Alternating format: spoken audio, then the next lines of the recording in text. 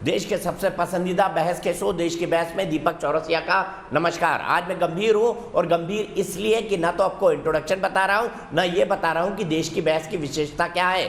लेकिन मैं आपको ये बता दूं, अभी अभी हाई कोर्ट ने एक बड़ा निर्णय दिया है। उस बड़े निर्णय के मुताबिक दिल्ली के अस्पतालों में ऑक्सीजन सप्लाई करने की जिम्मेदारी केंद्र सरकार को है।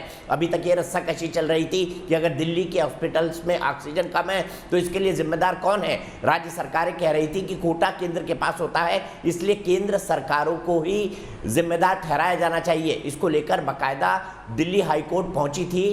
जो टीम थी आम आदमी पार्टी की, और आम आदमी पार्टी की टीम ने एक पिटीशन लगाई थी, जिसके बाद सरकार को ये आदेश दिया है दिल्ली हाई कोर्ट ने। दिल्ली हाई कोर्ट के इस आदेश के बाद अब केंद्र सरकार पर दबाव बढ़ गया है। देखिए क्या कहा है दिल्ली में ऑक्सीजन संकट पर। हाई कोर्ट का बड़ा आदेश है ये। कोविड मरीजों को ऑक्सीजन उपलब्ध हो, ये केंद्र सरकार की जिम्मेदारी है। केंद्र सरकार को दिल्ली हाई कोर्ट का यह आदेश है। अब केंद्र सरकार को इसका पालन करना होगा, और अगर कहीं भी ऑक्सीजन की कमी से जान जाती है तो उसके लिए सीधे सीधे केंद्र सरकार जिम्मेदार होगी। मरीजों को ऑक्सीजन की दिक्कत ना हो, ये सुनिश्चित करें। ऑक्सीजन सप्लाई का कोई भी तरीका अपना है, लेकिन सवाल यह है, हाई कोर्ट ने तो यह आदेश दे दिया, लेकिन क्या हम लोग तैयार थे? पिछले मार्च 2020 से हमने लॉकडाउन लगाया था। उसके बाद अब लगभग 1 साल से ऊपर हो चुके हैं। क्या हमने तैयारी की थी? क्या हम दूसरी लहर के लिए तैयार थे? क्या हमने ऑक्सीजन की पर्याप्त व्यवस्था की थी? क्या हमने जीवन रक्षक दवाओं की पर्याप्त व्यवस्था की थी? क्या हमने बाकी चीज़ों की व्यवस्था की थी? ये हम आपको सब बताएंगे, और उस पर हमारे एक्सपर्ट क्या सोचते हैं ये भी बताएंगे। चूक आखिरकार किसकी है, आज इसी पर बहस होगी। लेकिन सबसे पहले देख लेते हैं आज का अपडेट क्या है। जितने शहर उतना ही दर्द और उतनी ही लंबी चुनौतियों की फहरिस्त। कोरोना की लड़ाई में केंद्र ने अपनी पूरी ताकत झोंक रखी है। बावजूद इसके राजनीति हर दिन नए रंग नए तेवर के साथ सामने आ रही है। अब राहुल गांधी देश की वैक्सीन पॉलिसी के तार नोटबंदी से जोड़ने लगे, जिसमें सुझाव कम और तंज ज्यादा है। इस सरकार की वैक्सीन रणनीति नोटबंदी से कम नहीं है। आम जन लाइनों में लगेंगे, धन, स्वास्थ्य और जान का नुकसान झेलेंगे, और आखिरी में सिर्फ कुछ उद्योगपतियों को फायदा होगा। जबकि देश के नाम संबोधन में प्रधानमंत्री मोदी ये साफ कर चुके हैं कि सरकारी अस्पतालों में 18+ वालों को मुफ्त वैक्सीन मिलती रहेगी। व्यवस्था में कोई बदलाव नहीं किया गया। 1 मई के बाद से 18 वर्ष के ऊपर के किसी भी व्यक्ति को वैक्सीनेट किया जा सकेगा। 45 वर्ष की आयु के ऊपर के व्यक्तियों के लिए केंद्र सरकार का जो वैक्सीन कार्यक्रम चल रहा है वो भी उतनी ही तेजी से जारी रहेगा। पहले की तरह ही सरकारी अस्पतालों में मुफ्त वैक्सीन मिलती रहेगी। केंद्र सरकार अब तक 13 करोड़ लोगों को वैक्सीन लगवा चुकी है। पिछले 24 घंटों में 30 लाख लोगों को टीका लगा है। ऑक्सीजन की आपूर्ति युद्ध स्तर पर हो रही है। इस मामले में गृह मंत्रालय ने भी मोर्चा संभाल लिया है। देश भर में ऑक्सीजन की कितनी डिमांड है और कितनी सप्लाई हो रही है, इस पर गृह मंत्रालय का कंट्रोल रूम नजर रखेगा। इन सब के बीच केंद्र सरकार ने 31 अक्टूबर तक रेमडेसिविर इंजेक्शन पर आयात शुल्क माफ कर दिया है। वाणिज्य एवं उद्योग मंत्री पीयूष गोयल ने ट्वीट किया, प्रधानमंत्री मोदी की कोविड-19 के मरीजों की स्वास्थ्य देखभाल की प्राथमिकता के मद्देनजर रेमडेसिविर एपीआई इंजेक्शन और अन्य सामग्री को आयात शुल्क मुक्त किया गया है। इससे आपूर्ति बढ़ेगी, लागत घटेगी, जिससे मरीजों को फायदा होगा। मगर राजनीति है कि थमने का नाम नहीं ले रही। तो एक अहंकारी सरकार तो वो सरकार होती है जो किसी की नहीं सुनती। आज सिर्फ विपक्ष के नेता की बात नहीं नकारी जा रही, आज पूरे देश की बात नकारी जा रही है। हर एक इंसान रो रहा है, कह रहा है मेरी मदद कर। कौन मदद कर रहा है? बड़े दुख के साथ कहना पड़ रहा है कि जब राजनीति नहीं होनी चाहिए तब प्रचुर मात्रा में कांग्रेस पार्टी और खास करके गांधी परिवार राजनीति कर रही है। ये जो घमंड है गांधी परिवार का, वो कहीं न कहीं इस आपदा की घड़ी में संपूर्णतः देश के सामने झलक रहा है। देश की बहस में आज इसी मुद्दे पर चर्चा करने जा रहे हैं कि कोरोना के तूफान में राजनीति क्या उचित है, और क्या टीका टिप्पणी को छोड़ कोरोना की जंग में सबको साथ नहीं आना चाहिए। और देश की बहस में हमारा आज का सवाल भी इसी से जुड़ा हुआ है। देश की बहस में हमने पूछा है कि क्या इस मुद्दे पर जबरन राजनीति हो रही है। आइए देखते हैं ग्राफिक्स के जरिए देश की बहस का क्या सवाल है। हाँ या ना में आप जवाब दे सकते हैं। जवाब आपको कैसे देना है ये आपको पता है। आइए देखते हैं देश की बहस का सवाल क्या है। कोरोना पर राजनीतिक दल बिना मुद्दे की राजनीति कर रहे हैं, हाँ या नहीं में आप इसका जवाब दे सकते हैं। आप हमारी वेबसाइट पर जा सकते हैं, आप हमारे मोबाइल ऐप को डाउनलोड कर सकते हैं, आप हमारे ट्विटर हैंडल पर जा सकते हैं, आप हमारे फेसबुक पेज का इस्तेमाल कर सकते हैं। कार्यक्रम के बारे में अगर कोई राय है, सुझाव है या आप शो के अंदर शामिल होना चाहते हैं तो आप हमें 9711002266 पर व्हाट्सएप कर दें। सीधे अपने बड़े पैनल को इंट्रोड्यूस करूंगा। मेरे साथ जुड़ गए हैं कांग्रेस के राष्ट्रीय प्रवक्ता आलोक शर्मा जी, मेरे साथ जुड़ गए हैं डॉक्टर कौशल कांत मिश्रा जो कि जाने माने डॉक्टर है और कोविड को बहुत बेहतर तरीके से समझते हैं। मेरे साथ जुड़ गई हैं सायरा शाह हलीम जो कि एक पॉलिटिकल और सोशल एक्टिविस्ट है। और सबसे पहले आलोक शर्मा जी, मैं आपसे ही शुरुआत करूंगा और मेरा सवाल सीधा ये है, हाईकोर्ट ने तो फैसला सुना दिया है, बड़ी राहत की बात है, हाईकोर्ट का है फैसला और राजीव जेटली जी भी जुड़ गए। देखिए, मुझे लगता है दीपक जी, आज सबसे पहले तो सभी दर्शकों को रामनवमी की बहुत बहुत बधाई और प्रभु राम के चरणों में हम सब लोग हाथ जोड़कर विनम्र विनती करते हैं कि प्रभु जो आपदा है इसको कम करें और जो गरीब लोग हैं उनको, जो बीमार लोग हैं उनको ताकत दें कि लड़ाई से लड़ा जा सके। जहां तक बात अभी प्रश्नों की है कि हाईकोर्ट का ऑर्डर आया, ये दुखद है। हाईकोर्ट को इतनी बड़ी महामारी के बीच में भी ऑर्डर देकर केंद्र सरकार को जगाना पड़ रहा है, ये खुशी की बात नहीं है दीपक जी, बहुत दुख की बात है। जो देश की राजधानी है और जीएसटी जो गवर्नमेंट ऑफ एनसीटी का जो बिल आया था अभी पिछले पार्लियामेंट्री सेशन में, उसमें पूरी तरह से ये था कि जो भी फैसला होगा वो एलजी लेंगे। उसके बाद भी अगर हाईकोर्ट का ऑर्डर देना पड़ रहा है तो मुझे लगता है कि हमारी व्यवस्था के ऊपर एक प्रश्न चिन्ह लगता है। जहां तक बात है आपका जो आज का टॉपिक आप लेकर चले हैं कि वैक्सीन और तमाम चीजों के ऊपर क्या राजनीति हो रही है, दीपक जी बड़ा दुख है कि जो देश वैक्सीन किंग था, जो देश 1978 में 19 कंपनियों के द्वारा पूरे विश्व को वैक्सीन की सप्लाई कर रहा था, आज केंद्र सरकार को ये फैसला लेना पड़ रहा है कि हम उसके ऊपर से इंपोर्ट ड्यूटी घटाएंगे। आज ये नौबत क्यों आई? क्योंकि पूरी की पूरी सरकार कुंभकर्णीय नींद में सोई हुई थी। आज के अभी न्यूज नेशन के प्रोमो में 4-5 निर्णय देख रहा था। कहा गया कि रेलवे जो है स्पेशल ट्रेन चलाएगा। भाई अभी तक स्पेशल ट्रेन क्यों नहीं चलाई गई थी? पिछले 20 दिन से तो हम और आप रोज दीपक भाई बैठकर बहस कर रहे हैं। ऐसा क्यों था कि सब लोगों को जब कहना पड़ता है उसके बाद ये चीज होती है? वैक्सीन के लिए आप कह रहे हैं कि साहब हमने 18 वर्ष से कर दिए। भाई आपको 18 वर्ष से ही करना था, राज्यों के ऊपर ही जिम्मेदारी डालनी थी, जनता के ऊपर अगर जिम्मेदारी डालनी थी, प्राइवेट हॉस्पिटल्स के ऊपर डालनी थी तो ये जनवरी में डल सकती थी जिस समय पर वैक्सीन आई थी। क्या आज हम 3 महीने 4 महीने तक केवल इस बात का इंतजार कर रहे थे कि पहले वैक्सीन एक्सपोर्ट हो जाए, फिर उसके बाद हम 6.5 करोड़ वैक्सीन बाहर से खरीदेंगे और उसके बाद जनता के ऊपर हमारे ऊपर पूरी तरह से दबाव पड़ेगा? आज अगर ऑक्सीजन जो हम विश्व में लार्जेस्ट प्रोड्यूसर हैं, अगर हमारी ऑक्सीजन की डिस्ट्रीब्यूशन प्रॉब्लम आ रही है तो स्वाभाविक है कि विपक्ष सवाल पूछेगा। आप अगर आज सवाल पूछें कि विपक्ष जबरदस्ती की राजनीति कर रहा है या कोई राजनीतिक दल कर रहा है, मैं दीपक जी आपकी बात से सहमत नहीं। मुझे लगता है वन मैन गवर्नमेंट नहीं हो सकती, फेडरल स्ट्रक्चर। मैं पिछले शो में भी जब आया था तो गुस्से में था आपके साथ, लेकिन आज का जो भयावह माहौल है उसमें मैंने पिछली बार भी 4-5 सजेशन रखे थे। आप ऑक्सीजन के लिए 4 सेक्रेटरी की कमेटी बना दीजिए ना, जो प्रोडक्शन और लॉजिस्टिक्स को आप ही का सवाल मैं राजीव जी के पास ले जाता हूँ। राजीव, आलोक जी एक एक करके बोलते हैं, बहुत लंबा हो जाएगा। राजीव जी, आलोक जी ने जो कहा वो 100% सही है। मैं आपसे जानना चाहता हूं, केंद्र सरकार की विफलता नहीं है कि हाईकोर्ट उसको निर्देश दे कि आप ऑक्सीजन सप्लाई करें?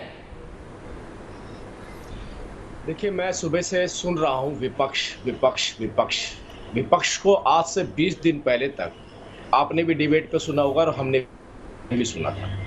सारे प्रवक्ता विपक्ष के आते थे। किसी ने हमसे नहीं पूछा अभी तक वैक्सीनेशन कितनी हो चुकी है, किसी ने हमसे नहीं पूछा कितनी ऑक्सीजन की मात्रा अवेलेबल है और कितनी अभी तक आपूर्ति हो रही है और कितनी पूर्ति हो चुकी है। किसी ने हमसे नहीं पूछा था कि क्या ड्राइव आप चला रहे हैं कोरोना को लेकर। इन्हें जरूरत नहीं थी ये बात पूछने की। हमने 10 करोड़ वैक्सीनेशन कर दिए थे। हमने अभी पीछे 21 तारीख तक 12 करोड़ वैक्सीनेशन कर दिए। इन्हें शायद पता भी नहीं था, ये जानकारी भी इनके पास नहीं थी, क्योंकि फुर्सत नहीं थी। कौन सा कोरोना, कहाँ का कोरोना? अरे कोरोना राजनीति को जिंदा करता है ये मैंने कभी नहीं देखा था। पूरी दुनिया के अंदर वर्ल्ड हेल्थ ऑर्गेनाइजेशन कह रही है हर 3 मिनट के अंदर एक मौत हो रही है, हर 3 मिनट में एक मौत हो रही है। वर्ल्ड हेल्थ ऑर्गेनाइजेशन कह रही है पूरी दुनिया के अंदर। उस वक्त पे इस देश की सरकारें क्या कर रही थी ये कभी जानकारी नहीं दी, पूछा ही नहीं गया। आपके यहाँ पे भी डिबेट होती थी, बाकी चैनलों पे भी डिबेट होती थी, कभी पूछी ये बात? सडनली हाँ, एक डिबेट हमने जरूर करी थी जिसमें राहुल गांधी जी वैक्सीन की ऑथेंटिसिटी के ऊपर बार बार उंगली उठाते हुए नजर आते थे। वैक्सीन ऑथेंटिक नहीं है, वैक्सीन में ये कमी है, वैक्सीन में ये होना चाहिए, वैक्सीन लगनी चाहिए नहीं लगनी चाहिए, मैं नहीं लगाऊंगा। कोई दूसरा इनका अलायंस पार्टनर होता था, वो कहता था इससे नपुंसक हो जाएंगे, इससे इम्पोर्टेंट हो जाएंगे, ये वैक्सीन बीजेपी की है, ये मोदी वैक्सीन है, ये हमारी वैक्सीन नहीं है। हमने ये डिबेटें करी हैं यहाँ पर। इतनी गंभीरता कहाँ से आई एकदम? और ये तो मैं मानता हूं कि कांग्रेस के प्रवक्ता गंभीर हैं, समझदार हैं, इंटेलिजेंट है, आलोक शर्मा जी बहुत समझदार हैं, लेकिन आप ये देखिए दूसरी तरफ राहुल गांधी ट्वीट क्या करते हैं, शमशान कब्रिस्तान। अरे भाई ये मौका है, इस मौके पे तो छोड़ दीजिए कम से कम। ये मौका राजनीति करने का नहीं है, ये मौका ईमानदारी से इस कोरोना से जंग लड़ने का है। आपको तो घर से बाहर नहीं निकलते हैं, सुना आप भी पॉजिटिव हो गए हैं, आपने वैक्सीन लगवाई क्या? राहुल गांधी जी आपने वैक्सीन लगवाई? अभी तक नहीं लगवाई है। कोई जवाब नहीं होता कांग्रेस के प्रवक्ताओं के पास इस बात के लिए। मुद्दा यहाँ पर ये नहीं है, अब हम इन्हीं के साथ उलझते रह जाएंगे तो हम कोरोना से कब लड़ेंगे? हमने ठाना है कोरोना को हराना है। देश के प्रधानमंत्री ने कहा मेरी जो ड्राइव कोरोना को हराने की है वो चलती रहेगी। बार बार बोलते हैं एक्सपोर्ट कर देते हैं, बार बार बोलते हैं एक्सपोर्ट कर देते हैं। मैं जानकारी भी डाल दूं, एक्सपोर्ट नहीं करते।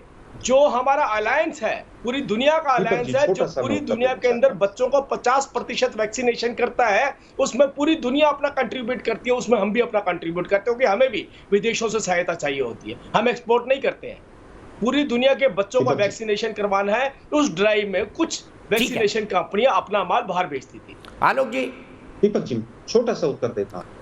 हम मैं 1 मिनट में आपके पास आ रहा हूं। पटपड़गंज से एक बड़ी खबर आ रही है। अरविंद, क्या हुआ पटपड़गंज में? किस अस्पताल में ऑक्सीजन की क्राइसिस है?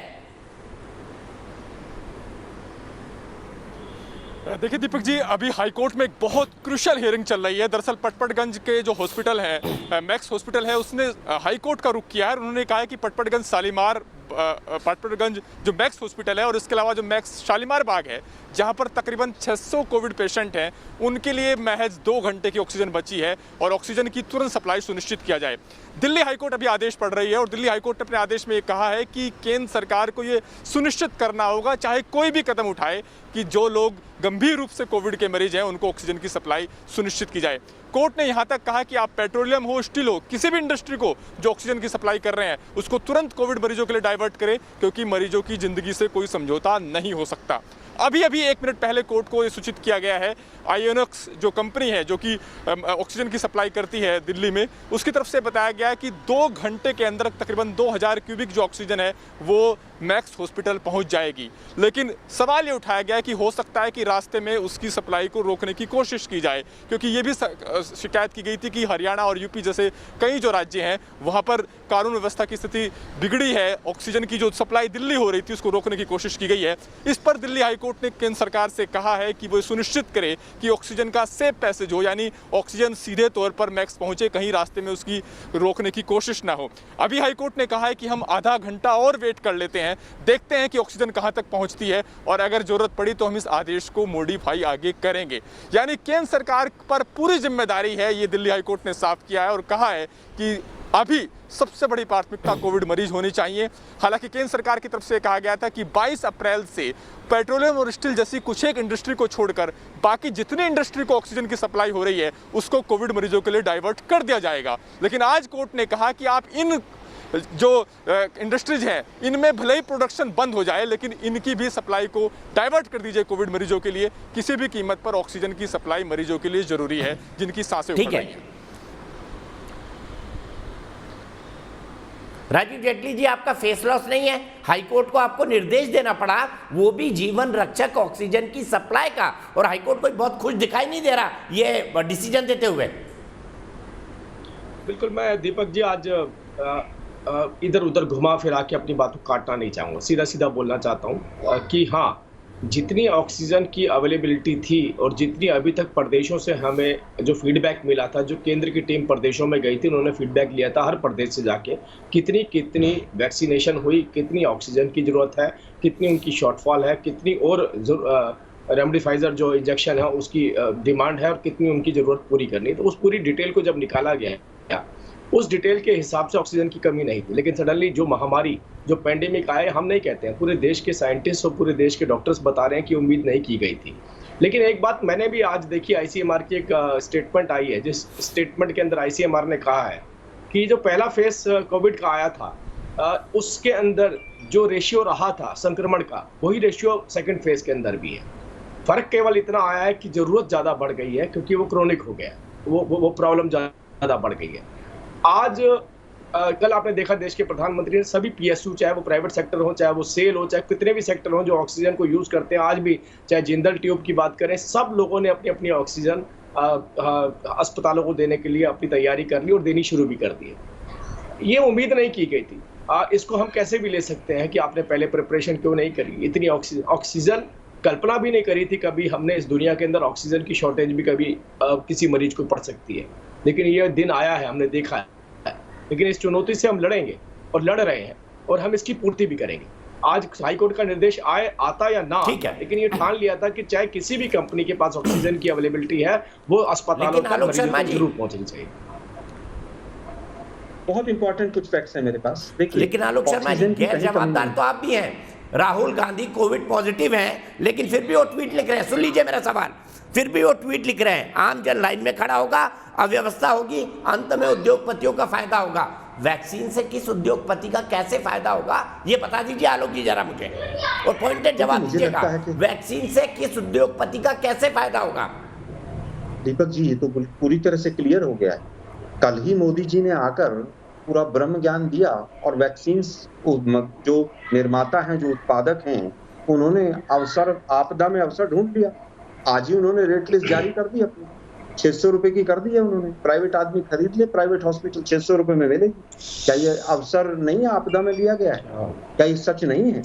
क्या जो विदेशों में एक्सपोर्ट हुई थी उसका फायदा क्या सरकार को हुआ है? क्या सरकार ने उस पर एक्सपोर्ट ड्यूटी लगाई थी? ये तो कंपनियों को फायदा हुआ है। दोनों प्राइवेट कंपनियां हैं, कोई भी नहीं है गवर्नमेंट की। क्या बाहर से जो विदेशी कंपनियां आएंगी उनको जो पैसा जाएगा वो एक्सचेकर का पैसा नहीं जाएगा? किसको फायदा होगा? प्राइवेट कंपनी को। अगर स्पुतनिक 750 रुपए में देगा तो किसका फायदा होगा? स्पुतनिक कंपनी का होगा, हमारा तो नहीं होगा। अब मैं आता हूँ ऑक्सीजन के मुद्दे पर। जहां तक ऑक्सीजन की बात है, के साथ बताता हूँ 21 अक्टूबर को 8 महीने 21 अक्टूबर को 8 महीने होने के बाद होगी ना। देखिए, दवाई को आप फायदे से जोड़ेंगे। प्रधानमंत्री ने कल कहा सबको फ्री में। चलिए आप पर जवाब ले लेते हैं डॉक्टर मिश्रा का। डॉक्टर मिश्रा, क्या वैक्सीन को फायदे से जोड़ना चाहिए? अरे भाई, क्यों नहीं जोड़ना चाहिए? इस आपदा में भी अवसर ढूंढ रही है कंपनियां। सुन लीजिए आलोक जी, डॉक्टर मिश्रा। नहीं दीपक जी, क्या 5000 की करा दीजिए, फिर तो मुनाफा कमाने दीजिए उनको जितना कमा रहे। गजब है भाई, आप कैसे सरकार को बचा रहे हैं? आज तो कांग्रेस को मिलाते रहिए, कम से कम जितना बोलेंगे उतना इनका चेहरा उजागर किसी के बीच में नहीं बोला था दीपक भाई, मैं बैठ जाऊंगा। मैं आज बीच में बोलने का समय नहीं है, मुझे बीच में बोलना बहुत आता है। खुद ही करते हैं। डॉक्टर मिश्रा से जवाब सुन लीजिए, क्या इसको मुनाफाखोरी माना जाए? डॉक्टर मिश्रा बताइए, क्या कोवैक्सीन और कोविशील्ड की बिक्री को मुनाफाखोरी माना जाए?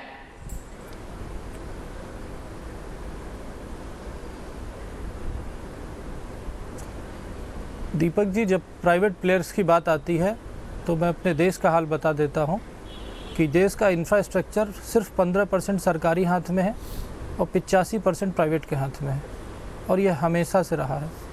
तो अगर हम ये चाहेंगे कि ये बिल्कुल सही बात है, आलोक जी की बात से मैं एग्री करता हूं कि लोगों को फ्री मिलनी चाहिए, लेकिन अगर फ्री नहीं मिल रही है तो जो लोग खरीद सकते हैं उनको प्राइवेट का ऑप्शन देना चाहिए। जैसे कि हमारे देश में सरकारी हॉस्पिटल हैं, लेकिन जिनको ज़रूरत होती है तो वो लोग प्राइवेट हॉस्पिटल में जाते हैं। वो किसी भी पॉलिटिकल पार्टी के नेता हो, वो जाते प्राइवेट हॉस्पिटल में ही हैं। कोविड का इलाज भी कराना होता है तो वो जाते प्राइवेट हॉस्पिटल में ही हैं। इसलिए जाते हैं क्योंकि 85% प्राइवेट हॉस्पिटल हेल्थ केयर करता है हमारे देश की। तो सिर्फ एक एक्यूज़ की नज़र से प्राइवेट सेक्टर को देखना ये बेहतर नहीं है।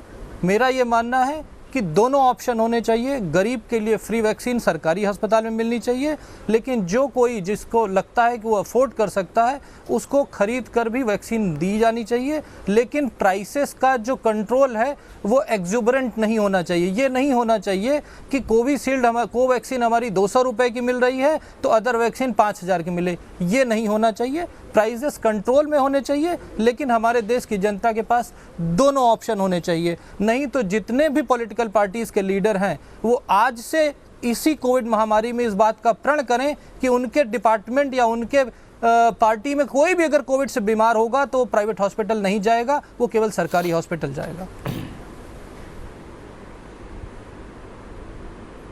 ठीक है, सीधे मैं शायरा सलीम जी के पास चलता हूं। शायरा जी, क्या आपको भी मुनाफाखोरी लगता है अगर प्राइवेट प्लेयर जो हैं ये वैक्सीन ओपन हॉस्पिटल को बेचते हैं, गैर सरकारी अस्पतालों को बेचते हैं? तो देखिए, यहाँ पे जो है प्राइवेट प्लेयर्स हैं, ये कुछ मिडिल मैन हैं, वो ज़रूर आ रहे हैं, इस बात का फ़ायदा उठा रहे हैं कि 18 से 45 जो वर्षीय जो हमारे नागरिक हैं उनके लिए वैक्सीन। देखिए, वैक्सीन की बात है, ठीक है, बहुत अच्छी खुशखबरी है कि चलो 1 मई से आप रजिस्टर कर सकते हैं, लेकिन बात है कि ये फ्री में मिलेंगे नहीं, क्योंकि कहीं ऐसा ना हो कि ये वैक्सीन शॉर्ट सप्लाई में हो और ऊपर से बाद में केंद्र सरकार ये राज्य सरकार पे दोष डाले कि भैया आप लोगों की जिम्मेदारी है।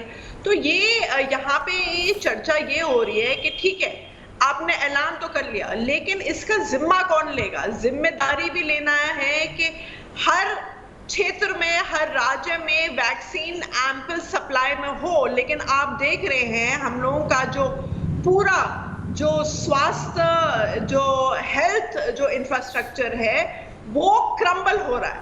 ये क्यों क्रम्बल हो रहा है? क्योंकि सेकेंड वेव के लिए जो सरकार जो है पूरी तरह से रेडी नहीं थी, पूरी तरह से प्रिपेयर्ड नहीं थी। उनने तो ऐलान किया था कि 2021 में फरवरी मास में ये कोरोना का किस्सा खत्म हो जाएगा, कोरोना का किस्से का खात्मा हो जाएगा, लेकिन ऐसा कुछ हुआ नहीं क्योंकि लोगों की भी लापरवाही थी। और सरकार आप देख लीजिए, सत्ता अलग अलग राज्य से सत्ता पाने में ज्यादा उनने ध्यान दिया, ज्यादा उनकी प्रायोरिटी सत्ता थी, लेकिन प्रायोरिटी होनी चाहिए हेल्थ इंफ्रास्ट्रक्चर। और बहुत अफसोस की बात है ये ऐसे हुआ नहीं। और ठीक है, मैं सीधे अभिषेक मिश्रा के, शायरा जी आपने पॉइंटेड बात बोली कि हमारी प्रायोरिटी हेल्थ इंफ्रास्ट्रक्चर थी ही नहीं। इस सवाल को मैं आपके आगे ले जाऊंगा। अभिषेक मिश्रा मेरे एक दर्शक दिल्ली से जुड़ गए हैं। अभिषेक, क्या केंद्र सरकार ने लापरवाही की या राज्य सरकार ने? आपको क्या लगता है?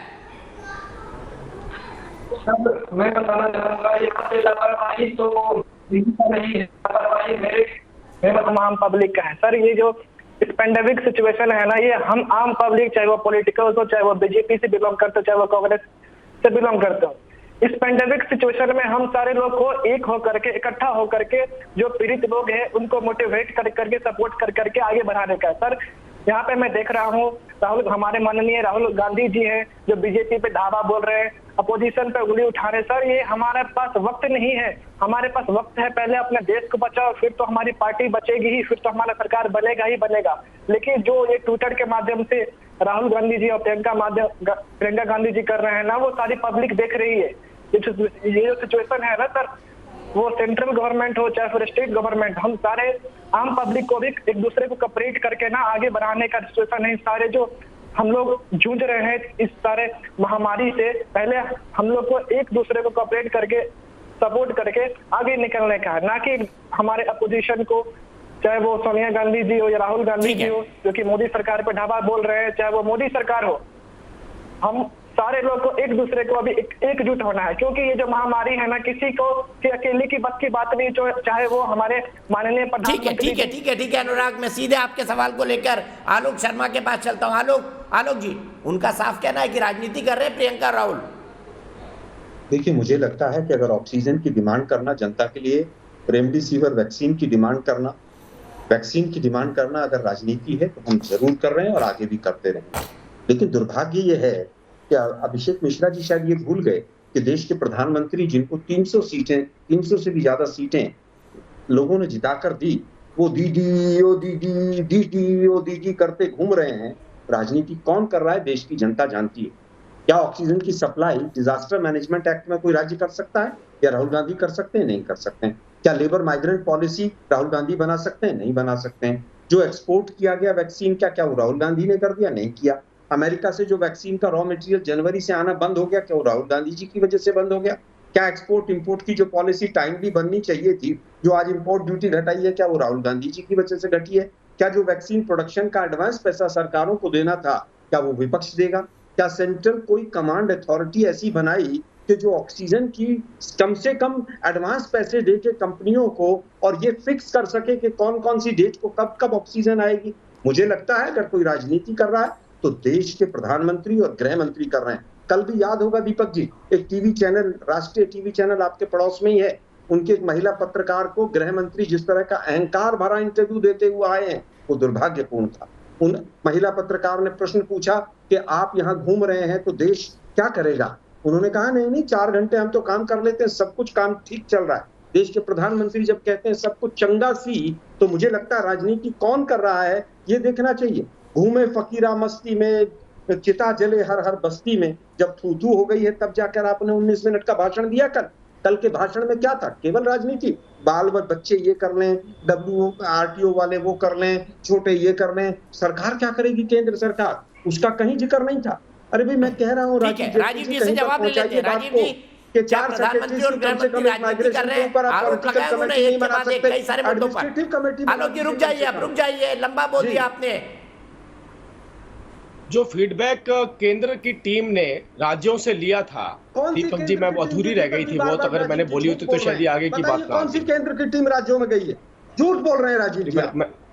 मैं आपको नोटिफिकेशन की कॉपी इसी डिबेट में देके जाऊंगा, इसी डिबेट में देके जाऊंगा। नोटिफिकेशन से क्या होगा? अभी दे देता हूं, अभी दे देता हूं। बताइए जो फीडबैक आया वो भी अभी दे देता हूं, अभी दे देता हूं आपको, लेकिन मैं लड़ना नहीं चाहता। जाने की जरूरत मेरे कानों में कोरोना की तरह घुस रहे हैं, मैं कोरोना सुन के इरिटेट हो गया हूं। मैं आपकी बात अच्छी नहीं लग रही है ना मुझे ना देश की जनता को, या तो मुझे बोलने दीजिए। नहीं, मुझे केवल ये बताइए, क्या एक चीफ सेक्रेटरी को आप एक मेल करेंगे कि आपको क्या रिक्वायरमेंट है? भाई कमेटी को टीम को जाने की जरूरत पड़ेगी वहां पर। क्या हो गया? आप बताइए ना मुझे। अच्छे नहीं लग रहे हैं एक मेल बताइए, आलोक जी, अच्छे नहीं लग रहे हैं ऐसा डाला हो या गवर्नमेंट को अच्छे नहीं लग रहे हैं ऐसा कि हम हमें ऑक्सीजन चाहिए और चिल्ला के बहुत डिबेट कर लिया, हमने आगे कर लेंगे। कोरोना से जंग लड़ ले, उसके बाद कर लेंगे, दोबारा से लड़ेंगे। पूरी बात करिए अपनी।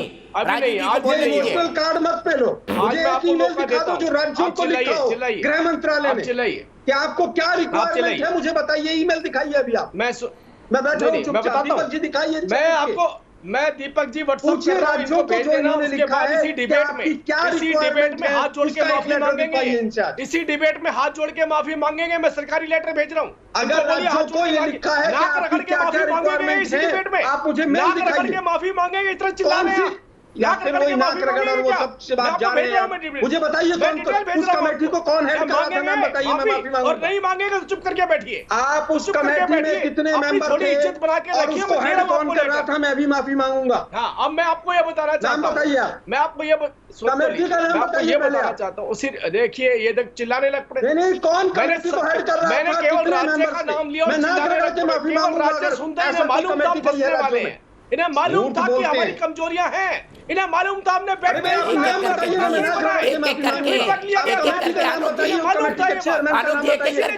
राज्यों में गई हो जो मालूम था हमारी कमियां रही हैं। सब लोग कोई प्रोटोकॉल फॉलो नहीं किया कोरोना के लिए, कोई अतिरिक्त बेड नहीं बनाया आपके राज्य में, ना महाराष्ट्र में बनाया ना पंजाब में बनाया। आपने वैक्सीन खराब कर दी वहां पे, आपने वैक्सीन खराब कर दी वहां पे। आप वैक्सीनेशन की बात कर रहे हैं, कितनी वैक्सीन बर्बाद कर दी आपने? 5 लाख वैक्सीन आपने महाराष्ट्र में खराब कर दी।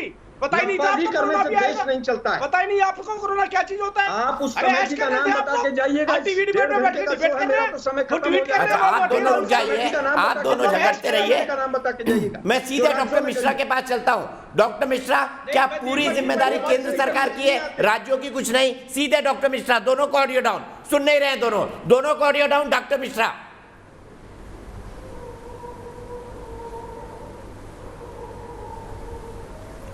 दीपक जी, जितना मेरे को समझ है उसके हिसाब से मेडिसिन की सप्लाई वैक्सीन का डिलीवरी एंड ऑक्सीजन की सप्लाई केंद्र के दायरे में आता है, बाकी सारी चीज़ें राज्य के दायरे में आती हैं। मैंने लेटर तो नहीं देखा है, पर ऐसा मैंने मीडिया के थ्रू ही जाना है, जिसमें कि ये बताया गया था कि सेंट्रल गवर्नमेंट ने सारे स्टेट गवर्नमेंट जो बीजेपी शासित हों चाहे कांग्रेस शासित हों, और आजकल सबको पता है कि इस समय बीजेपी शासित राज्य ज़्यादा हैं, तो वो ज़्यादा रिस्पॉन्सिबल होंगे, कि सबको लेटर गया था और उसमें ये इन्फॉर्म किया गया था कि इस समय जो ये महामारी चल रही है, इस वेव के बारे में उसमें मेंशन था। स्टेट गवर्नमेंट ने प्रॉपर तैयारी नहीं की और केंद्र को जो ऑक्सीजन की सप्लाई करनी थी, जिसके लिए हाईकोर्ट को ऑर्डर करना पड़ा, इसके लिए केंद्र रिस्पॉन्सिबल है। वैक्सीनेशन की जहाँ तक बात आती है, 1 मई से जब सबकी डिमांड थी कि 18 साल से ऊपर वैक्सीन लगनी चाहिए, वो हो चुकी है। अब उसमें इस पे क्वेश्चन उठाना कि वो प्राइवेट बिडर्स आएंगे नहीं आएंगे, ये क्वेश्चन हो सकता है। क्योंकि दोनों ऑप्शन खुले हुए हैं, गरीब के लिए भी अमीर के लिए भी, कि कोई अगर पैसा अपना बचाना चाहे, जिसके पास पैसे नहीं है वो सरकारी हॉस्पिटल में जा कर के वैक्सीन लगा सकता है, बाकी लोग खरीद के लगा सकते हैं। कि जैसा कि मैंने पहले भी कहा था कि वैक्सीन के रेट लेकिन सेंट्रल गवर्नमेंट को फिक्स करने चाहिए, या स्टेट गवर्नमेंट जब वो डायरेक्ट खरीदी करने का, इसके 1 मई के बाद स्टेट गवर्नमेंट को भी कंपनियों से डायरेक्ट कॉन्ट्रैक्ट करने का अधिकार दे दिया गया है, तो वो भी अपने रेट फिक्स कर सकते हैं। यहाँ पर जो मैं देख रहा हूँ कि लोग एक दूसरे, कोरोना फुटबॉल जैसा हो गया है और फुटबॉल की तरफ फेंका जा रहा है। केंद्र स्टेट को भेजता है, स्टेट केंद्र को भेजता है, और जनता परेशान है और मीडिया मज़ा ले रही है। मैं सॉरी करना चाहूँगा, मज़ा नहीं ले रही है, पर मीडिया ज़्यादा बेहतर काम करना चाहिए और बेहतर काम करना चाहिए। पर ये जो आपस में दोनों प्रवक्ता आपस में लड़ रहे थे, मैं ये जानना चाहूँगा, जो जेटली जो लेटर दिखा रहे थे उसको दीपक जी ज़रूर लाइएगा, जिससे कि देश की जनता को सच्चाई का बारे में पता चले और सबको पता चले कि सच्चाई क्या है। मैं चाहता हूं जो आप 5 मिनट का ब्रेक 5 मिनट बाद लेंगे, वो अभी लीजिए, उस लेटर को पब्लिक कीजिए, जिससे दूध का दूध और पानी का पानी होना चाहिए। ब्रीफ नोट है पूरा। कमेटी का बताइए ना मिश्रा जी, दूध का दूध और पानी का पानी हो जाएगा। आप छुपे हुए बीजेपी के एजेंट लगते हैं। आप बताइए कौन सी कमेटी है?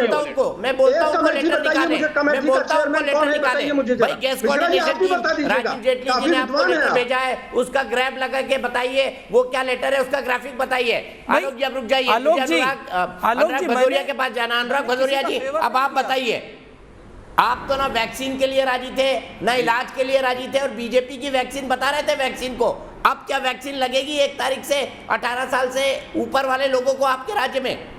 आपके समाजवादी जाएंगे कि नहीं जाएंगे? देखिए भारतीय जनता पार्टी जुमलेबाज पार्टी, आप भी मानते हो। ये पार्टी, जो सरकार सबसे ज़्यादा, हमारा देश ऑक्सीजन का प्रोड्यूसर है, सबसे ज़्यादा ऑक्सीजन का उत्पादन हमारे हिंदुस्तान में होता है, और हमारा ऑक्सीजन की वजह से हमारा चाहे लखनऊ हो, चाहे दिल्ली हो, चाहे महाराष्ट्र हो, चाहे गुजरात हो, चाहे मध्य प्रदेश हो, चाहे राजस्थान हो, ऑक्सीजन की वजह से लोगों की मौतें हो रही हैं। जो देश और जो सरकार ऑक्सीजन मुहैया नहीं करवा पाई, तो मुझे उस पर विश्वास नहीं है कि सरकार और भी कुछ काम कर पाएगी आगे। जो ऑक्सीजन हमारे देश में है, सबसे ज़्यादा प्रोड्यूसर है, और हमने उस ऑक्सीजन को विदेश में एक्सपोर्ट करने का काम किया। चाहे अभी बोलोगे इंडस्ट्रियल ऑक्सीजन थी, इंडस्ट्रियल ऑक्सीजन को ऑक्सीजन में, जो मेडिकल ऑक्सीजन होता है उसको कन्वर्ट करने में बहुत समय नहीं लगता है। इसलिए आपने ज़्यादा अगर हम बोलें 2020 अप्रैल से लेकर 2021 तक, 2021 जनवरी तक आपने 9000 मैट्रिक टन आपने ऑक्सीजन एक्सपोर्ट कर दी, और हमारा देश बिना ऑक्सीजन से मर रहा है। लोग तड़प रहे हैं, मेयो हॉस्पिटल में ऑक्सीजन नहीं है। वो लगातार लेटर जारी कर रहा है, पेशेंट रोड पे आके बैठ गए, पेशेंट को घर जाने के लिए बोल दिया। पेशेंट अब कहाँ घर जाएगा, कहाँ जाएगा? सोचिए आप, उसकी सांस अटकी हुई है, लोगों की मौतें हो रही बिना ऑक्सीजन के। और जिस देश में सबसे ज्यादा ऑक्सीजन पैदा हुआ, तो सरकार 1 साल से क्या कर रही थी? सरकार ने 1 साल से ऑक्सीजन, और पता है आपको क्योंकि इनके पास ट्रांसपोर्टेशन नहीं है। 2000 ट्रक है मात्र। अरे आप 10,000 ट्रक कर देते, एक साल में आप ये व्यवस्था नहीं कर पाए। इसके मतलब जो चीज आपके पास थी उसकी आप व्यवस्था नहीं कर सकते, जो आपके पास नहीं है उसकी व्यवस्था आप कैसे कर दोगे? इस पे संदेह होता है। और ये सरकार सिर्फ मार्केटिंग और राजनीतिक सिर्फ मार्केटिंग और इवेंट करना जानती है। अगर जनता की समस्या की बात करती, आत्मनिर्भर की बात करती, कहते आत्मनिर्भर हो जाओ, जनता को तो आत्मनिर्भर की बात करती, यही आत्मनिर्भरता आपने हॉस्पिटल में कर दिया होता। हर छोटे बड़े हॉस्पिटल में आपने ऑक्सीजन के प्लांट लगा दिए होते, वेंटिलेटर लगा दिया होता, तो आज शायद लोगों की मौतों का मंजर देखने को नहीं मिलता। लोग यहाँ समाजवादी वैक्सीन लगवाएंगे कि नहीं? बीजेपी की लोगों से परेशान नहीं हो रहे होते। बीजेपी की वैक्सीन लगवाएंगे कि नहीं लगवाएंगे? अनुराग भदौरिया, भ्रष्टाचार वाला प्रदूषण है। अब मैं आपको मैं आपको ये बता दूं, ये सरकार सिर्फ जुमलेबाजी कर रही है, ध्यान भटकाने के लिए। ये मैं सरकार से कहता हूं, क्या सरकार एक महीने के अंदर में क्या हमारे हिंदुस्तान के सभी लोगों को वैक्सीनेट कर देगी? मैं कुछ भी बोल रहे हैं। जब राज सवाल का जवाब तो आप देते नहीं है, कुछ भी बोलते रहते हैं। सीधे मैं शहनाज साहब हलीम के पास चलता हूं, जवाब दे रहा हूं, मैं बोल तो रहा हूं। अरे बोलने तो दो। सारा जी मुझे बताइए। ना छोड़ दीजिए। आप सवाल का जवाब कभी नहीं देते हैं, पता नहीं क्या याद करके आते और बड़बड़ाते रहते हैं। आपके हिसाब से क्या पॉजिटिव सजेशन होना चाहिए अपोजिशन के लिए और सेंटर दोनों के लिए? सायरा जी बताइए। देखिए, मैं सबसे पहले शुरुआत करती हूँ सेंटर के लिए, जो मेरी यहाँ पे राय है और एडवाइस है। भाई यहाँ पे सब लोग जो हैं फ्री में एडवाइस बांट रहे हैं, तो अगर परवाह है तो आप सुन लीजिए। सबसे पहले ये बात है, हमें सबसे बड़ी चिंता ये है कि ऑक्सीजन का जो सैचुरेशन लेवल है पेशेंट्स का वो ड्रॉप हो रहा है। तो हम लोगों को अनइंटरप्टेड ऑक्सीजन चाहिए और हम लोग को एम्बुलेंसेस चाहिए, और जो कोविड-19 के जो अस्पताल हैं वहाँ पे बेड, वहाँ पे भर्ती लोग जो हैं इंतजार कर करके सड़कों पे कि हम लोग को कब बेड मिलेगा, और उनके ऑक्सीजन सैचुरेशन जो लेवल है ड्रॉप हो रही है, वहीं पे उनकी मृत्यु हो रही है। आप देख लीजिए, केस देख लीजिए, अभी 24 घंटे में 2000 से ज्यादा लोगों की मृत्यु हुई है कोविड-19 से, और ये एक सिंगल डे का टैली जो रहा है 2,90,000 से ऊपर रहा है नए केसेस। तो ये जो है बहुत ही अफसोस की बात है, क्योंकि अगर हम लोग थोड़ी तवज्जो देते पहले वेव में, मास्किंग अगर जो गवर्नमेंट और नागरिक जो हैं दोनों अगर कड़े रहते और कार्रवाई करते, डिसइंफेक्टिंग का प्रोसेस होता है, ट्रेसिंग का प्रोसेस होता है, क्वारंटीन का प्रोसेस होता है, तो ये लापरवाही की वजह से ये सेकेंड वेव देख लीजिए कितना एक हानिकारक हो रहा है कि मतलब हर कोई जो है यहाँ पे छटपटा रहा है, नागरिक डरे हुए हैं, छटपटा रहे हैं, ऑक्सीजन नहीं मिल रहा, बिस्तर नहीं मिल रहा। हेमा रुकना पड़ेगा सायरा जी आपको। हेमा मेरी एक दर्शक जयपुर से जुड़ गई है। हेमा, किसकी गलती है आपके हिसाब से? दीपक जी, मुझे लगता है कि हमें राजनीति छोड़ के अभी एकजुट होने की जरूरत है, और I can see very clearly कि यहाँ पे हम सिर्फ मुद्दा बना रहे हैं चीजों को, रियलिटी कुछ और है। अगर आप एक्चुअली हॉस्पिटल्स के बाहर जाके देखेंगे तो आपको पता चलेगा कि एडमिशन भी नहीं हो पा रहा है, doctors are not there in the government hospitals में स्टिल। तो मुझे लगता है कि इस मुश्किल घड़ी में हमें राजनीति तो बिल्कुल ही नहीं खेलनी चाहिए। कांग्रेस, बीजेपी, ये आई अंडरस्टैंड कि एक कांग्रेस जो है एज अ पॉलिटिशियन पार्टी है और उनको बोलना चाहिए इस टाइम पे ताकि दूसरी पार्टी काम करे, लेकिन एज एन आम आदमी जब हम बात करते हैं तो हमें लगता है कि आज की तारीख में जब इतने हजारों की तादाद में लोग की डेथ हो रही है, उस टाइम पे हम क्या कर रहे हैं, what is the micro management we are doing, वो एक इम्पॉर्टेंट टास्क है। जैसे कि ऑक्सीजन की एक बात हो रही है कि नहीं पहुंच पा रही है, तो क्या हम उसके लिए एज अ गवर्नमेंट क्या कर रहे हैं, क्या हमारे, और उसको मॉनिटरिंग कौन कर रहा है, क्योंकि monitoring is a major task right now. We are a huge populated country, और हमारे लिए मॉनिटरिंग अगर हम प्रॉपरली रखेंगे, माइक्रो मैनेजमेंट रखेंगे, तो आई थिंक हम उस चीजों को फास्ट कर पाएंगे, वेट वाली स्थिति से हम बाहर निकल आएंगे। जी ठीक है, सीधे मैं चलता हूं डॉक्टर मिश्रा के पास। डॉक्टर मिश्रा, दोनों पार्टी बैठी हैं, कांग्रेस और बीजेपी, क्या कहना चाहेंगे एज ए डॉक्टर इनको आप?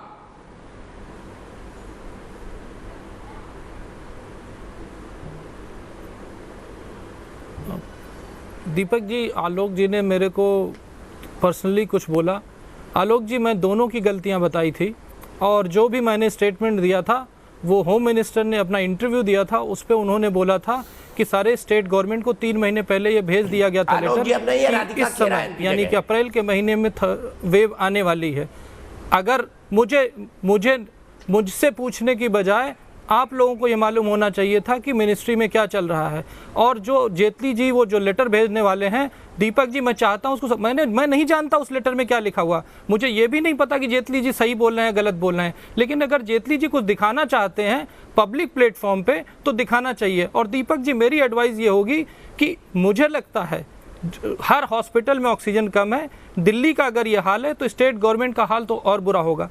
तो इसमें कोई डाउट नहीं है कि यहाँ पे फेल्योर दोनों गवर्नमेंट का है, लेकिन बात ये है कि ये कहना, अगर मैं कुछ बोलता हूँ एज ए नॉर्मल सिटीजन, जब वो कांग्रेस के फेवर की होती है तो बीजेपी वाले कहते हैं मैं कांग्रेस का आदमी हूँ, जब वो कांग्रेस बीजेपी के फेवर की होती है तो वो कहते हैं जी मैं बीजेपी का आदमी हूँ। जनता का अपना व्यू हो सकता है। एज ए एक्सपर्ट यहाँ पे मुझे लगता है ये दोनों गवर्नमेंट का फेल्योर है, दोनों इक्वली रिस्पॉन्सिबल हैं। कुछ चीज़ों में सेंटर ज़्यादा रिस्पॉन्सिबल है, पर ज़्यादातर जगह स्टेट गवर्नमेंट रिस्पॉन्सिबल है, क्योंकि अनलॉक की प्रक्रिया, पैंडेमिक एक्ट की बार बार बात करते हैं, सेक्शन 13 और 12 और 13 पढ़िए, उसमें सारी पावर्स स्टेट को दे दी गई। और अगर 3 महीने पहले उनको ये पता था कि ये पैंडेमिक आने वाली है तो स्टेट गवर्नमेंट कर क्या रही थी। इसलिए मैं बार बार स्टेट गवर्नमेंट की बात बताता हूँ। और जहाँ तक रही लॉकडाउन की बात, कल प्रधानमंत्री के वक्तव्य में उन्होंने लॉकडाउन न लगाने के लिए मना नहीं किया।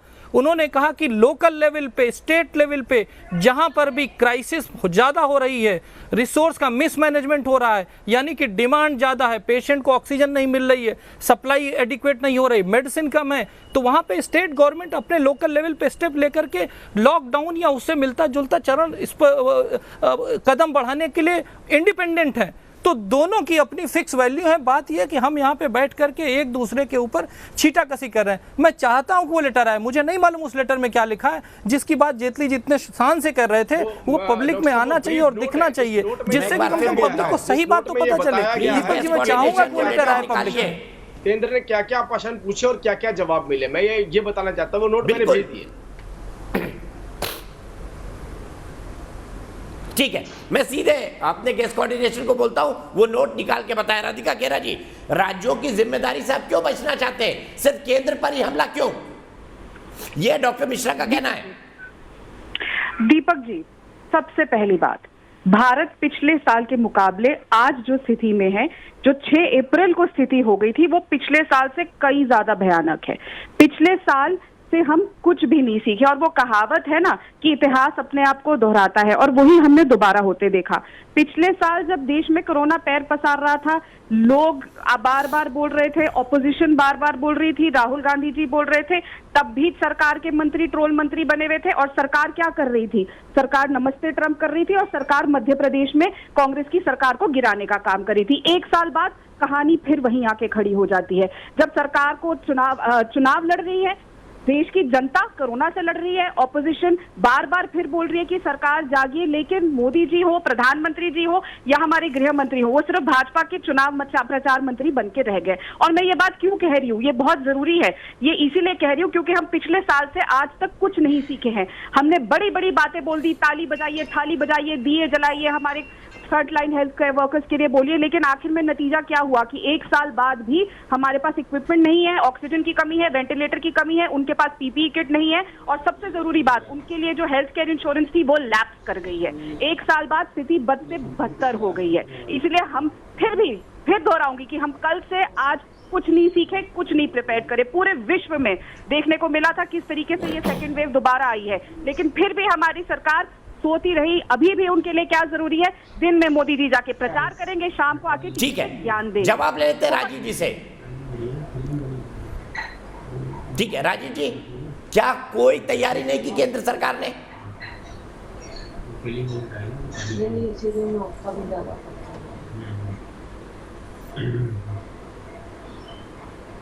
दीपक जी, मुझसे पूछा आपने?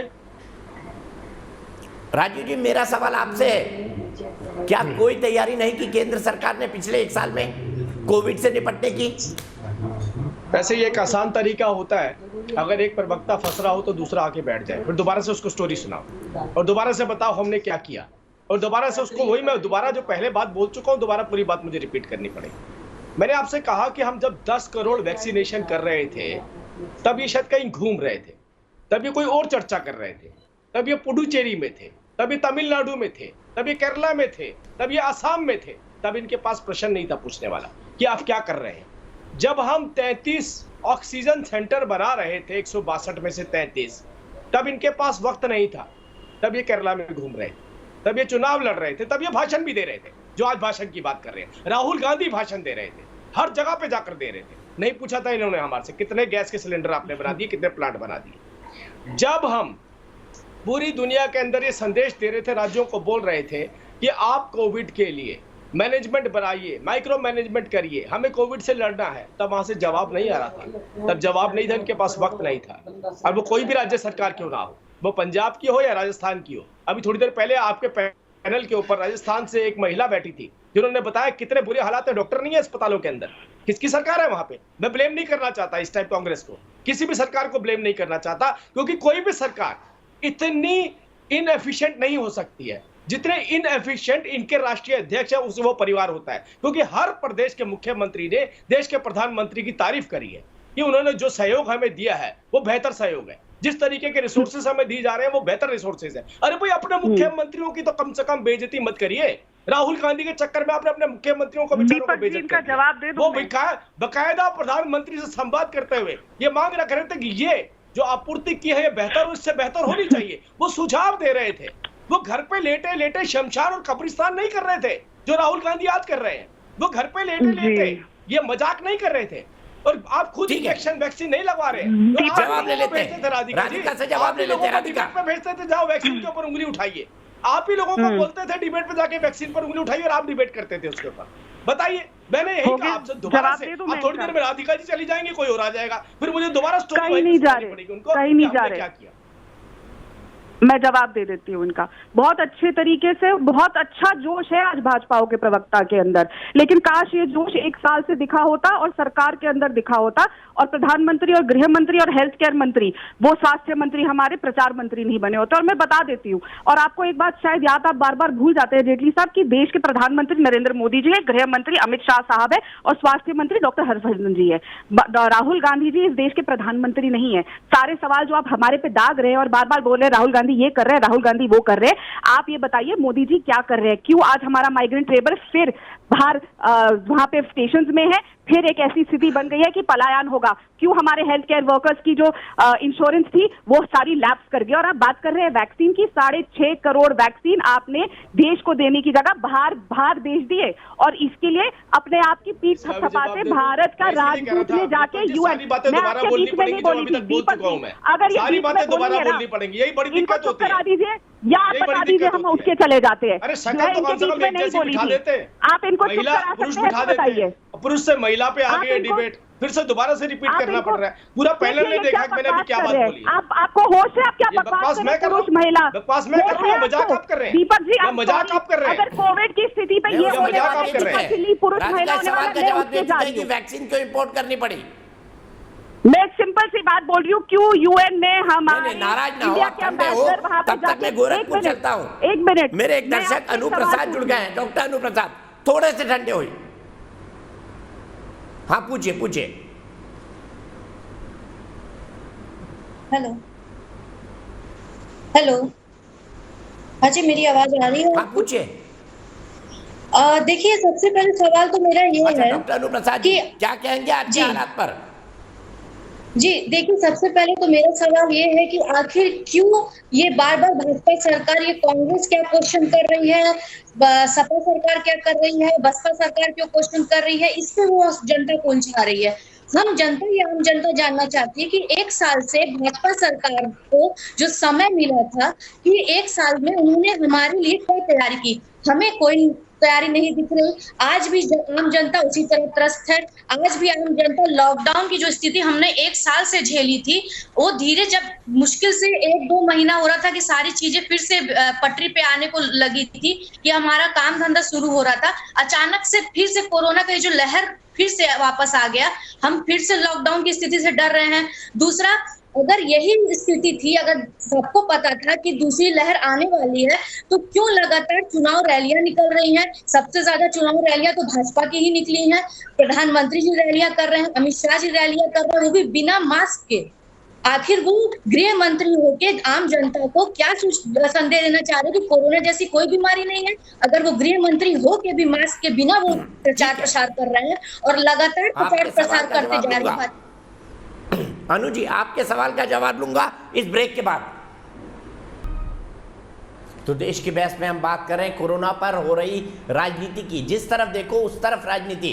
कांग्रेस पार्टी केंद्र पर आरोप लगा रही है, केंद्र कांग्रेस शासित राज्यों पर, और जो राज्य बीजेपी शासित नहीं है उन पर आरोप लगा रही है। और इसी पर बात करने के लिए हमारे साथ कई सारे खास मेहमान जुड़े हुए हैं। मेरे साथ कांग्रेस की राष्ट्रीय प्रवक्ता राधिका खेरिया जी हैं, मेरे साथ भारतीय जनता पार्टी के राष्ट्रीय प्रवक्ता राजीव जेटली जी हैं, मेरे साथ जाने माने डॉक्टर कौशल कांत मिश्रा जी हैं, मेरे साथ समाजवादी पार्टी के राष्ट्रीय प्रवक्ता अनुराग भदौरिया जी हैं।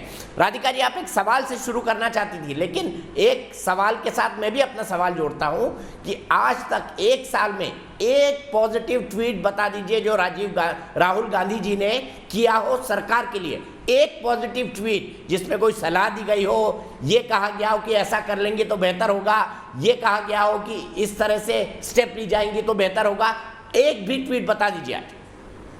चलिए, बहुत अच्छा हुआ आपने स्वयं ही बात बोल दी। एक साल पहले, जैसे मैंने शुरुआत में कहा, राहुल गांधी जी ने ट्वीट करके कहा कि देश कोरोना के संकट की तरफ बढ़ता जा रहा है और ये संकट बहुत भयानक होगा।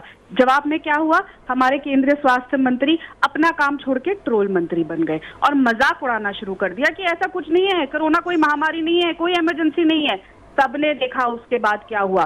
फिर जब हमने वैक्सीन को लेके सवाल उठाए और बोला कि आपको बाहर से वैक्सीन लाने पड़ेंगे, हर चीज बोली, तब फिर सारे केंद्रीय मंत्री उठ के आ गए, स्मृति ईरानी जी आ गई, सब आ गए, सब ट्रोल मंत्री दोबारा बढ़ गए। आप ये छोड़िए, देश के पूर्व प्रधानमंत्री वैक्सीन की ऑथेंटिसिटी पर सवाल उठाया था, आपको याद होना चाहिए। जब प्रधानमंत्री जी को एक चिट्ठी लिखी तो फिर देश के स्वास्थ्य मंत्री एक ट्रोल मंत्री बन गए और देश के प्रधानमंत्री, पूर्व प्रधानमंत्री को अब ये दिन आ गए हैं कि एक स्वास्थ्य मंत्री जब उनसे मीडिया सवाल पूछती है, जब वो एम्स में जाते हैं, तो वो लिटरली भागते हुए दिखाई दिए थे माइक से और आप लोगों के जर्नलिस्ट से भागते हुए। जब उनसे पूछा जा रहा था सर क्या हालात है, कैसे लड़ाई लड़ी जाएगी, स्वास्थ्य मंत्री भागे। और जब देश के पूर्व प्रधानमंत्री कुछ सजेशंस लिख कर देते हैं तो क्या किया जाता है, उनको एक और ट्रोल मंत्री की तरह जवाब दिए जाते हैं और अनशन जवाब दिए जाते हैं। सरकार का सिर्फ एक काम है, प्रचार करो, सरकार गिराओ। यूएसए के लिए, पिछले साल यूएसए के प्रेसिडेंट के लिए प्रचार कर रहे थे, इस बार बंगाल के लिए प्रचार कर रहे हैं। सरकार नहीं जानती, सवाल पूछो तो उनके प्रवक्ता यहाँ पे आके बोलेंगे कि ये है लड़की, आदमी, औरत, क्या तमाशा बना रखा है। अरे कहीं पर तो इंसानियत ला के बात करिए, अभी भी वक्त है। इंसानियत तो पूरी दुनिया देख रही है, पूरा देश देख रहा है किस तरीके से बात कर रहे हैं आप।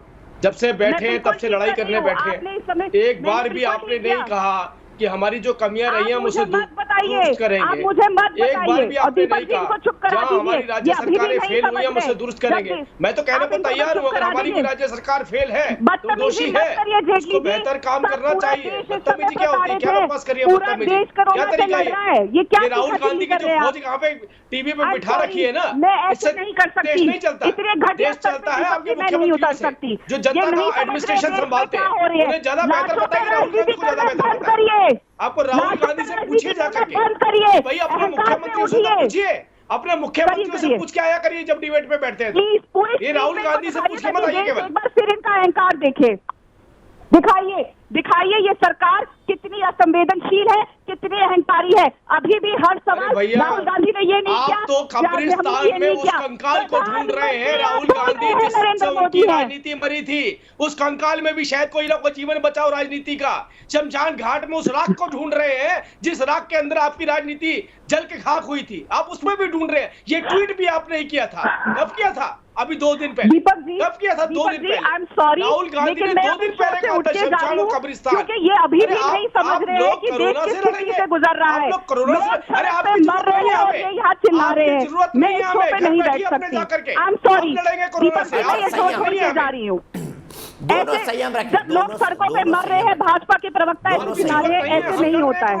आई एम सॉरी, ये अभी भी नहीं समझ रहे हैं। लोगों के पास ऑक्सीजन नहीं है दिल्ली में लोगों की जानें जा रही हैं, स्टेट में ऑक्सीजन नहीं जा रहा है। महाराष्ट्र में जब ऑक्सीजन की कमी थी तो मुख्यमंत्री साहब ने जब फोन उठा के प्रधानमंत्री जी को फोन किया तो वहां से जवाब आया, प्रधानमंत्री जी अभी महाराष्ट्र में कितना वैक्सीन और कितनी ऑक्सीजन खराब करी है, महान है, मालूम है आपको? महाराष्ट्र ने तो मजाक किया था कोरोना को, उतर आए हैं, मजाक किया था। मैं सीधे अनुराग जी के पास चलता हूँ। अनुराग जी, सारी गलती हमारी है। आज थोड़ा डिफरेंट करते हुए एक पॉजिटिव सजेशन दे दीजिए राजीव जेटली जी के लिए, योगी जी के लिए। सबसे पहला सजेशन दीपक जी, इन लोगों को संवेदनशीलता लानी पड़ेगी। पॉजिटिव सजेशन ये है के लिए रहना कि आपने नहीं, मैं अनुराग से सवाल, अनुराग जी से सवाल। एक मिनट राधिका जी, देखिए दीपक जी, आपने देखा होगा कि एक गोरखपुर की महिला जिससे आपने पूछा था, उसने साफ साफ कह दिया कि ये जो सरकार है 1 साल से कोई प्लानिंग नहीं की इसने। हमने नहीं कहा, आम जनता ने कहा। और कहाँ की? गोरखपुर की, जहाँ से मठाधीश आते हैं, जहाँ के मुख्यमंत्री जी हैं, जिनका मठ है वहाँ से आते हैं ना मुख्यमंत्री जी। उनके यहाँ की महिला क्या कह रही है? कह रही है कि ये सरकार 1 साल से प्लानिंग कर लेती तो शायद लोगों की जान बच जाती। यही मैं जेटली से कहूँगा, आम जनता की आवाज़ है, मुख्यमंत्री के गृह जनपद की आवाज़ है कि अगर आपने सही समय पर जनता के लिए सोच लिया होता, ये अहम निकाल के बाहर रख दिया होता और जनता के बारे में आपने अगर सोचा होता, तो आज शायद लोगों की मौतें नहीं होती, लोगों की जान बच जाती। आप यहाँ बैठ के दूसरों को गालियाँ देते हो, आप ये नहीं सोचते हो कि जितना आप बोल रहे हो उतना आप बीजेपी का सत्यानाश कर रहे हो। आप, जनता आपको सुन रही है, जनता सोच रही होगी कि कैसे प्रवक्ता है ये, कैसे मोदी जी ने अपने प्रवक्ता रखे हैं, कैसे बीजेपी ने प्रवक्ता रखे हैं, जो जनता की आवाज को नहीं सुन रहा है। संदेश दे रहा था, बताइए। अभी तक आपने जवाब नहीं दिया। अभी आपके सामने उस महिला ने बोला, महिला ने बोला है, उसका तो सम्मान करो, मेरा सम्मान करो मत करो, मेरा सम्मान मत करो, लेकिन उस महिला का सम्मान करो जो अभी बोल रही थी वहाँ पे। अनुराग जी, मैंने आपसे एक पॉजिटिव सजेशन मांगा था, सजेशन दीजिए। अगर तैयारी कर ली तो शायद लोगों की जानें बच जाती। सुन लीजिए जेटली जी, आप दूसरों को बोलते रहते हो, खुद नहीं सुनते हो। टीवी के ऊपर अरे सुनिए, खुद सुनिए। और मुझे लगता है अगर जरा सी आपके अंदर में मानव धर्म बचा है, मानव नहीं दे रहे डॉक्टर मिश्रा, अनुराग भदौरिया पॉजिटिव सजेशन नहीं दे रहे, कैसे देखेंगे आप इसको? जनता सुन रही है और जनता बीजेपी को गाली दे रही होगी। आप तो बोल रहे हो, लेकिन जनता बीजेपी को गाली दे रही होगी कि कैसा प्रवक्ता भेजा है जिसके अंदर संवेदनाएं नहीं है, जो महिलाओं का भी सम्मान नहीं कर रहा, आम जनता का भी सम्मान नहीं कर रहा है, और यहाँ पे बैठ के दुनिया भर की बात है। कमाल है भाई, आपकी फेलियर की वजह से, केंद्र सरकार की फेलियर की वजह से। और यहाँ उत्तर प्रदेश में तो बीजेपी की सरकार है, यहाँ पे क्या हो गया? यहाँ लोग क्यों मर रहे हैं? चलो आपका मान लिया दिल्ली, आप बार-बार दिल्ली, छत्तीसगढ़ भाग जा रहे हो, राजस्थान, उत्तर प्रदेश में किसकी सरकार? बताइए, एक भी सजेशन नहीं दिया अनुराग भदौरिया ने। आरोप पर आरोप, क्या होना चाहिए इस वक्त? आपने मध्य प्रदेश में क्या किया? आपने गुजरात में लगातार वहाँ लोगों की मौतें हो रही है, ऑक्सीजन नहीं मिलने से हाथ बचा हुआ है, लोग रोड पे भाग रहे हैं, लोग बदहवास हैं, लोग अपनी जान की भीख मांग रहे हैं कि मुझे जान मिल जाए। हो गया। सिर्फ डॉक्टर मिश्रा की आवाज प्लीज।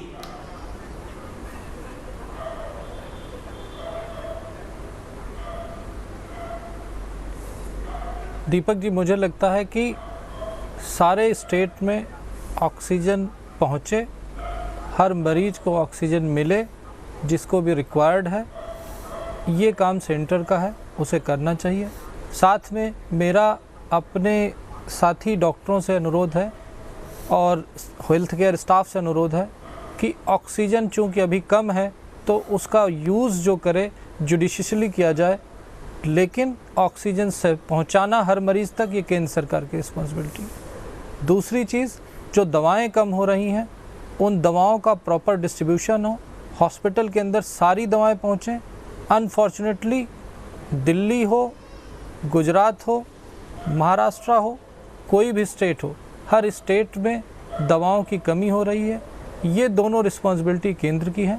इसके अलावा पहले से चीज़ों को प्रीएम्प्ट करके स्टेट गवर्नमेंट को रिस्पॉन्ड करना, केंद्र के साथ कोऑर्डिनेट करके चीज़ों को पहले से मंगाना, ये रिस्पॉन्सिबिलिटी स्टेट गवर्नमेंट की आती है। और जब भी पेंडेमिक की सिचुएशन होती है, ये हमारा देश ही नहीं, चाहे अमेरिका हो, चाहे फ्रांस हो, चाहे ब्रिटेन हो, सब में इसी तरीके से पॉलिटिक्स हुई है। क्योंकि डिमांड ज़्यादा है और सप्लाई कम है। अल्टीमेटली अगर जिस स्टेट को लगता है कि जैसा कल हमारे प्रधानमंत्री जी ने कहा कि माइक्रो लेवल पे अगर उन्हें लगता है कि किसी शहर में, किसी ज़िले में, किसी प्रदेश में ये लगता है कि वहाँ पे चीज़ें मैनेज नहीं हो रही हैं, तो वहाँ पे लॉकडाउन लगना चाहिए। और इसके साथ साथ मैं देश की जनता के साथ ये रिक्वेस्ट करूँगा कि आप याद कीजिए, आज से 1 साल पहले एक जनता कर्फ्यू लगा था, उस समय लॉकडाउन नहीं लगा था, जनता कर्फ्यू लगा था। प्रधानमंत्री जी ने अपील की थी और हम लोग अपने घरों में बैठ गए थे। उसी तरह के एक आह्वान की ज़रूरत है, वो कहीं से भी आए, किसी से भी आए। कल प्रधानमंत्री जी ने उसको थोड़ा सा टच किया था कि हमें ज़्यादा सेंसिटिव होना चाहिए, कोविड एप्रोप्रिएट बिहेवियर करना चाहिए, अननेसेसरी भीड़ नहीं लगानी चाहिए। उसका आशय मैं ये मानता हूँ कि वो जनता कर्फ्यू की बात कर रहे थे कि जनता खुद डिसिप्लिन में आए, जिससे कि ये क्राइसिस कम हो। अदरवाइज़ आप जिस तरह से देख रहे हैं, पक्ष विपक्ष इसी तरीके से टीवी पे बैठ के मुर्गे की तरह लड़ेंगे और हम लोग मरेंगे। इससे बचना है तो हमें आपको आगे आना पड़ेगा, एक दूसरे की मदद करनी पड़ेगी और कोविड अप्रोप्रिएट बिहेवियर के साथ जनता कर्फ्यू जैसा डिसिप्लिन एक बार दोबारा दिखाना पड़ेगा। अननेसेसरी हमें बाहर न निकलें, जिससे कि इस कोरोना की महामारी। हमने सवाल पूछा था क्या इस मुद्दे पर राजनीति हो रही है, 91% दर्शक बोलते हैं हाँ इस मुद्दे पर राजनीति हो रही है।